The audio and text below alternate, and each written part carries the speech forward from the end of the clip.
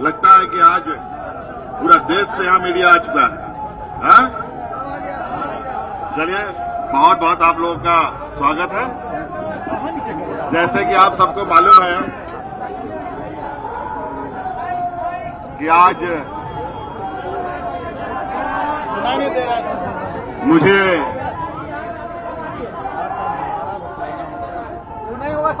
ED के दफ्तर में जाना है। जैसे कि मुझे सम्मन दिया गया है और उस संदर्भ में जो राज्य में इल्लीगल माइनिंग की जांच ईडी कर रही है, उस संदर्भ में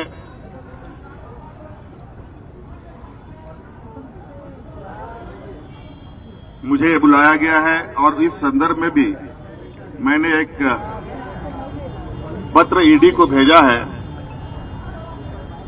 जो आपको भी उपलब्ध करा दिया जाएगा कि किस तरीके से 1000 करोड़ का घोटाला के बारे में जो जिक्र आया है साहिबगंज जिले से, बड़ा दुर्भाग्यपूर्ण है कि सालाना भी अगर हम देखें पूरे राज्य में स्टोन चिप से 1000 रुपए की आमदनी भी नहीं होती। इसका आधार कैसे बना, कैसे नहीं बना, ये समझ से परे है। और 1000 करोड़ रुपए का घोटाला करने के लिए कितने करोड़ों का खनन होगा, उनका ट्रांसपोर्टेशन कैसे होगा, और जो विगत 2 साल को अगर हम देखें, जब से एजेंसी जांच कर रही है, जो आरोप लगे हैं वो कहीं से संभव प्रतीत नहीं होता। मुझे लगता है कहीं ना कहीं एजेंसियों को पूरी विस्तृत जांच पड़ताल करने के उपरांत ही किसी ठोस निर्णय पे या एक ठोस आरोप लगाना चाहिए। आज मैं राज्य का मुख्यमंत्री हूं, एक संवैधानिक पद पर हूं, और जिस तरीके से सम्मन की कार्रवाई चल रही है, लगता है कि हम लोग देश छोड़ के भागने वाले लोग। और मेरे राजनीतिक इतिहास में मुझे नहीं लगता है व्यापारियों को छोड़कर कोई राजनीतिक दल देश छोड़ के भागा हो या राजनीतिक दल के नेता देश छोड़ के भागे हों। और आज कहीं ना कहीं ऐसे कार्रवाई से राज्य में एक संशय की स्थिति उत्पन्न होती है। कार्यपालिका को निरंकुश करने का एक माध्यम बन सकता है, सरकार को अस्थिर करने का भी एक षड्यंत्र कहा जा सकता है। कहा जाए कि जो हमारे विपक्ष हैं, जो सरकार बनने के बाद से ही सरकार गिराने के षड्यंत्र लगे हुए थे, और यह षड्यंत्र की पनडुब्बी जो पानी में डूब डूब करके काम कर रहा था, ऊपर आने की ताकत नहीं रख रहा था, आज उस पनडुब्बी को धीरे धीरे बाहर लाने का प्रयास किया जा रहा है।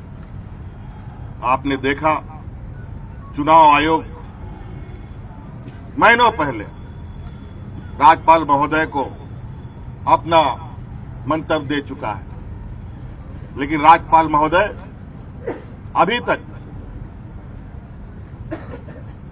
उस लिफाफा को उन्होंने नहीं खोला। मुझे लगता है कि वो भी किसी समय का इंतजार कर रहे थे।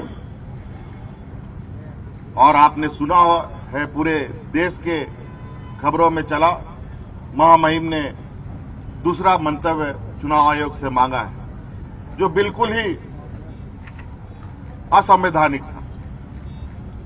और जब हमने इसकी जानकारी चुनाव आयोग से लिया तो पता चला कि महामहिम ने कोई दूसरा मंतव्य नहीं मांगा, लेकिन खबरों में चलाते जरूर है, उनका बयान जरूर आता है और राज्य में फटाके बम फोड़ने की बात करते हैं और उनका बयान आता है, ईडी का सम्मन चालू हो जाता है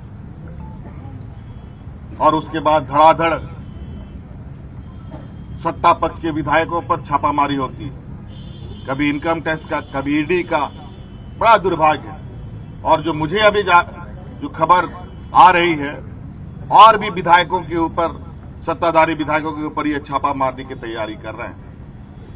ये कहीं ना कहीं राज्यपाल भी राजनीतिक से, जो संवैधानिक पद है, जिसको हम कहते हैं कि ये पार्टी से संबंध नहीं रखता है, निष्पक्ष का विचार आता है, लेकिन मुझे नहीं लगता है ऐसे कार्यकलाप से कि वो ऐसे षड्यंत्रकारी राजनीतिक को और दलों को संरक्षण दे रहे हैं। तो इसलिए मैं अपनी बातें, जो मोटा मोटी जो आरोप एजेंसियों के तरफ से है, उसकी प्रति आपको उपलब्ध कराया जा रहा है कि किस तरीके से जो आरोप है वो आरोप निराधार होता है।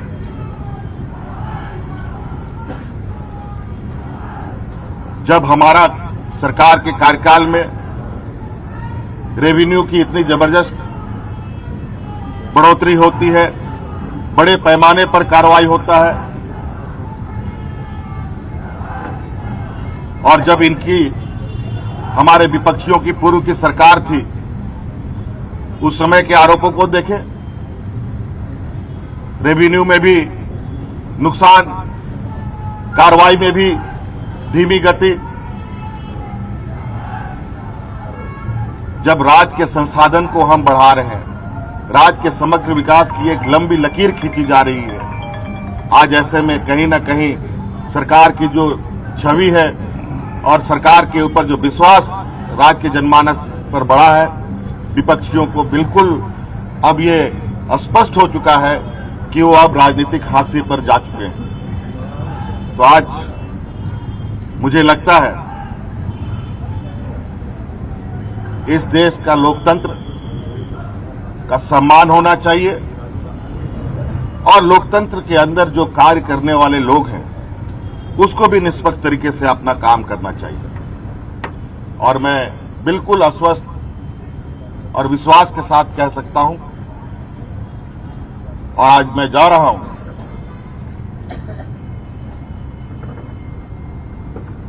और इस बात पर जोर निश्चित रूप से दूंगा कि आखिर ये कार्रवाई करने के पीछे का वजह क्या है। आज गिट्टी बालू देश का सबसे बड़ा अगर रेवेन्यू व्यवस्था है, तो मैं तो कह रहा हूं आप लोगों के समक्ष कि गिट्टी बालू जो पत्थर चिप्स है, बालू है, इसको मेजर मिनरल में भारत सरकार शामिल कर ले और जो कोयला लोहा है वो राज्य सरकार के माइनर मिनरल में शामिल कर दे। मैं आश्चर्यचकित हूं कि इतने बड़े आरोप इतने हल्के में कैसे मुख्यमंत्री के ऊपर लगाया जा सकता है। धन्यवाद। जोहार।